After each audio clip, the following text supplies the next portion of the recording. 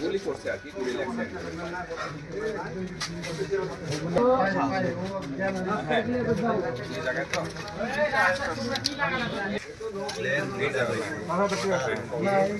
এখানে এক জায়গায় রক্ত পড়ে আছে।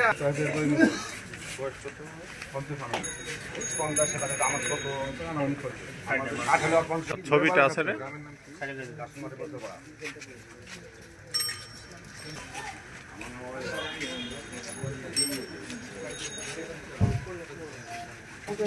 গেছে গাড়ি গেছে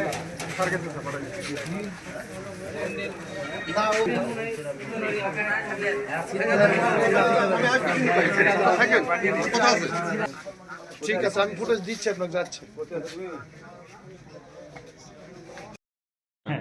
আজ রাত আনুমানিক 9 ঘটিকার সময় আমাদের রাজশাহী মেডিকেল কলেজ হাসপাতালের জরুরি বিভাগে গোলাম মোস্তফা বয়স 45 নামের একটি রোগী গুরুতর আহত অবস্থায় আসেন। পরবর্তীতে কর্তব্যরত চিকিৎসক তার পরীক্ষা নিরীক্ষা করে দেখেন তার ডান পায়ের উরুর নিচে একটি গুলিবিদ্ধ আছে এবং উনি পরীক্ষা নিরীক্ষা করে তাকে মৃত ঘোষণা করেন।